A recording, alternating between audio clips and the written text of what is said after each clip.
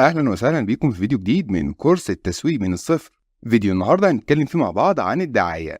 الدعاية هي العنصر الرابع في المزيج التسويقي، أو العنصر النشيط والمتحرك جدا في البرامج التسويقية. والدعاية ممكن تشوفها على إنها فاكهة التسويق، ففيها هتلاقي كمية من الأفكار والإبداع اللي ملوش نهاية. ولو أخدت بالك هتلاقي إن معظم المفاهيم الجديدة واللي بتظهر يوميا في التسويق بتبقى جاية من ناحية الدعاية، وده لأنها قايمة على التخيل والابتكار، واللي هما حاجة متجددة معانا يوميا. اسم الدعاية أو الترويج اتغير شوية في التسويق الحديث، وفضلوا إن هما يسموه الاتصالات التسويقية المتكاملة Integrated Marketing Communications أو ال IMC.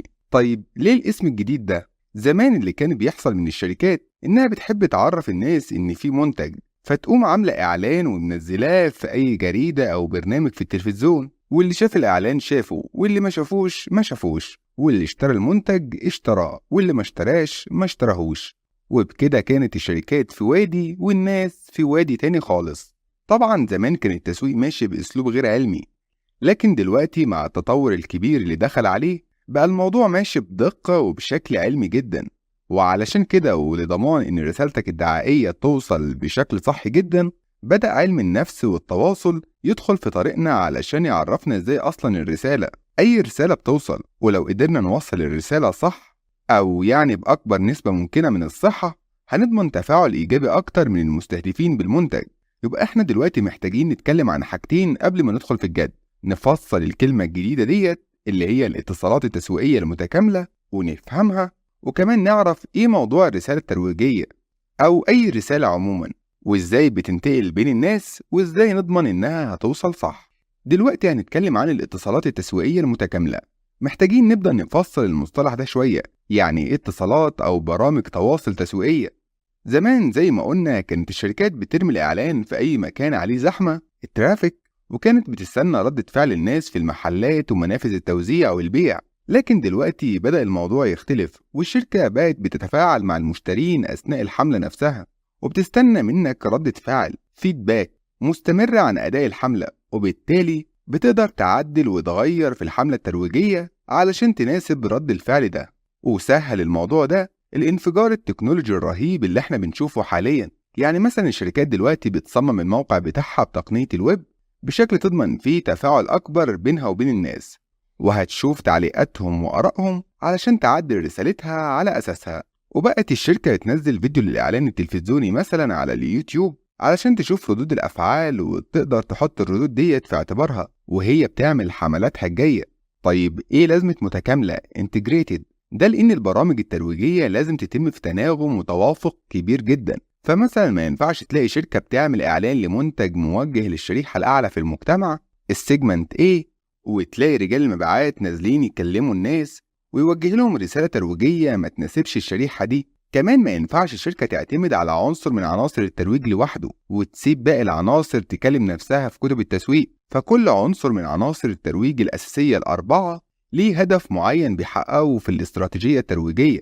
فالإعلان هدفه إن يبني وينشر العلامة التجارية لبراند أويرنس، والعلاقات العامة هدفها تخلق الثقة عند الناس وتحافظ عليها لكريدابيليتي المصداقية، وعروض البيع هدفها تشجع الناس على الشراء وزيادة المبيعات بشكل كبير، والبيع الشخصي هدفه يزود إقناع الناس ويقلل الوقت المبذول من المشترين في بحثهم عن المنتج وشرائه. وتعالوا نشوف قصة شركة بتستخدم المزيج المتكامل ده.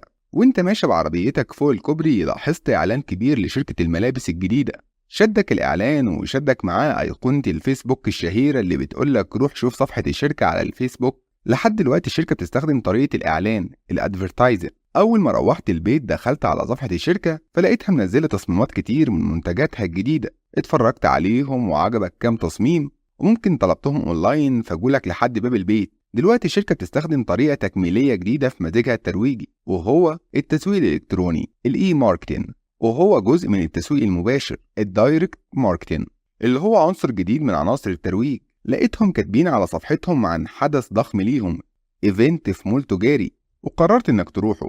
دلوقتي الشركة بدأت تستخدم العلاقات العامة البابليك ريليشنز، وهو عنصر تكميلي من عناصر الاتصالات التسويقية المتكاملة. لقيتهم في آخر الايفنت بيعلنوا عن تخفيضات ديسكاونتس وسحوبات كبيرة سويب ستيكس على المنتج في فرع الشركة اللي في المكان الفلاني. ودي طرق لعروض البيع واللي هي جزء تكميلي تاني من عناصر الترويج أو برامج الاتصالات التسويقية. رحت الفرع ده لقيت شاب شيك أخدك يكلمك عن التيشيرتات الرائعة اللي بتنتجها الشركة، وإزاي التيشيرت الخارق ده أحسن من أي تيشيرت تاني في السوق. أنت دلوقتي بتشوف عنصر تكميلي جديد من عناصر المزيج الترويجي، وهو البيع الشخصي، الدايركت سيلين.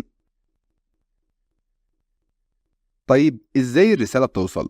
محتاجين نعرف الرسالة عموما بتوصل إزاي ما بين أي طرفين، والجزء ده مهم جدا في فهم وإتقان الترويج والإعلان بشكل محترف. وعلم الاتصال أو التواصل هو مجال كبير جدا، في كتب ومراجع ونظريات خاصة بيه. محتاجين هنا ناخد منه بس اللي هينفعنا لفهم إزاي نتقن توصيل الرسالة الترويجية للشركة صح. أطراف الرسالة ديت زي ما باين في الشكل هما الراسل، السندر أو مصدر الرسالة، السورس اللي بيبعت رسالة بصيغة وأسلوب ولغة معينة، والمستقبل الريسيفر واللي بيفصل الرسالة اللي مرسلة ليه حسب خبرته وثقافته وقربه ومعرفته بالراسل.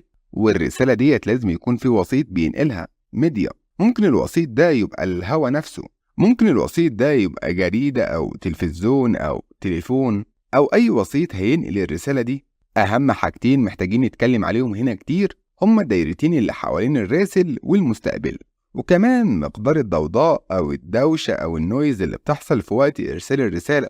نبدأ بالدايرتين اللي بيمثلوا خبرة وخلفية المستقبل والراسل. وببساطة كده الرسالة بتوصل صح بنسبة كبيرة جدا لما يكون الدايرتين متداخلتين قوي وقربوا يتطابقوا على بعض. طيب ده معناه إيه؟ معناه إن الراسل خلفيته وثقافته ولغته قريبة جدا من المستقبل، وعلشان كده مش هيبقى في قلق من اختلاف في الخلفية عند الاتنين، وبالتالي مش هيحصل تفسير غلط أو فهم ناقص للرسالة دي. ناخد مثال بشاب من أيام الستينات جه يكلم شاب من جنة. الشاب من جنة هيقول له الجملة ديت مثلا وهو بيحكي عن واحد البرنس ده جامد السنين. تفتكر الشخص اللي من الستينات ده أولا هيفسر كلمة البرنس دي إزاي؟ وهيفسر جامد بأنهي معنى؟ وهيخمن كلمة السنين ديت موقعها من الجملة إيه؟ طبعا الرسالة اتدمرت، وده ببساطة لاختلاف الثقافة والخلفية.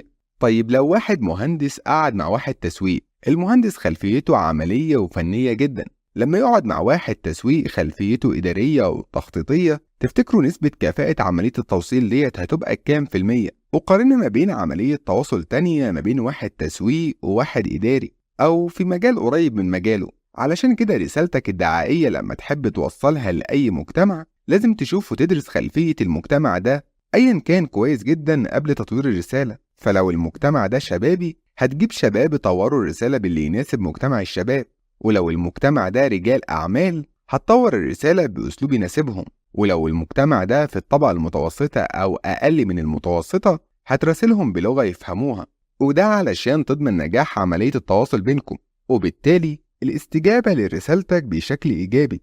الحاجة التانية اللي لازم ندرسها كويس واحنا بنرسل الرسالة هي مقدار النويز أو الدوشة اللي بتفصل مستقبل الرسالة عن استلامها بشكل صح. فلو انت بعت رسالتك في شكل إعلان في مجلة، الدوشة اللي ممكن تفصل الشاب اللي كان بيشوف الإعلان ممكن تبقى أخوه اللي اتخانق معاه أو والده اللي نده عليه، أو إعلانات تانية شتتت انتباهه عن إعلانك، أو إنه سمع إعلان في التلفزيون أخدت منه انتباهه.